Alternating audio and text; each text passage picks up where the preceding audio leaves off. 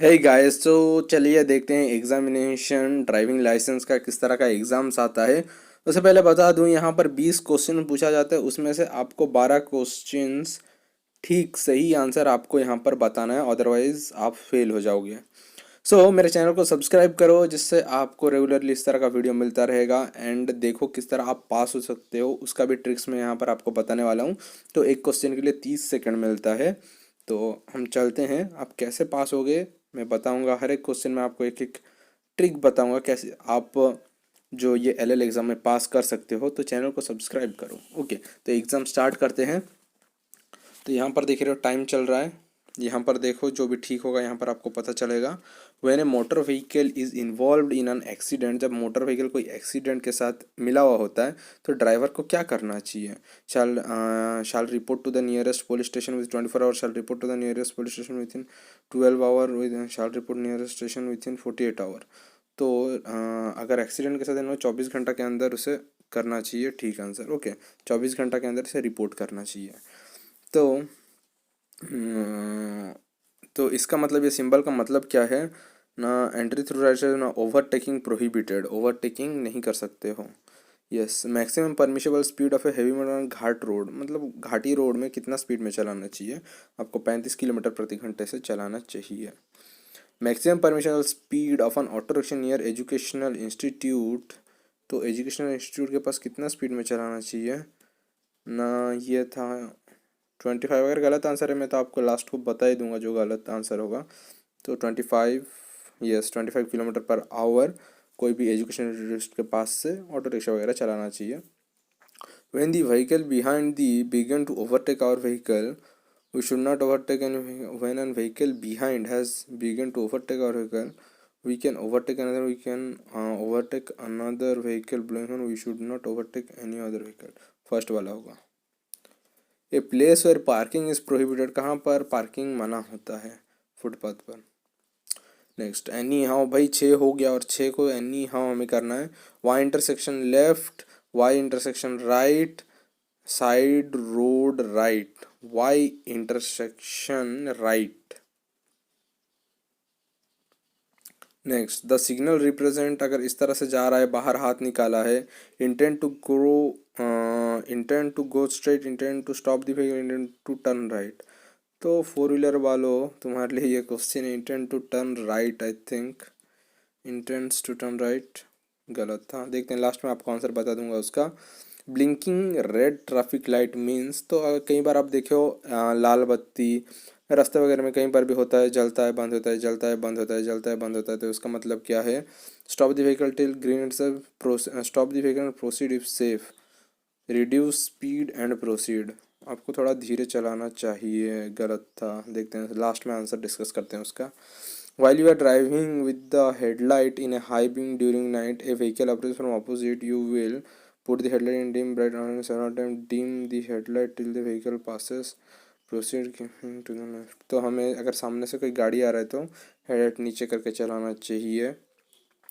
When the slippery road sign is seen on the road, driver shall क्या करना चाहिए ना। जब भी कोई हमें स्लीपरी रास्ता दिखे तो हमें गियर के हेल्प से स्पीड रिड्यूस करना चाहिए। ओके, द मैक्सिमम स्पीड, रात के वक्त कितना स्पीड में चलाना चाहिए कोई भी शहर में। रात के वक्त 30 किलोमीटर प्रति घंटे में चलाना चाहिए। याद रखना, ये घाटी रोड्स में कितना था ना, 35 का स्पीड में। रात के वक्त 30 में और एजुकेशनल के पास 25 में। Okay, 25 kilometre per hour. तो in a road with footpath the pedestrian, in a road with footpath the pedestrian should walk on the left of the road. On a road without, जहाँ पर footpath नहीं है, जो road में footpath नहीं है, जो चलने वाले लोग होते हैं वो कहाँ से चलना चाहिए ना, उन लोग को right side of the road से चलना चाहिए। Okay, driver of a vehicle extend his right arm with the palm downwards and move the arm up and down several times. You need to, he slow down the vehicle turning to the left। देखते हैं इसका answer.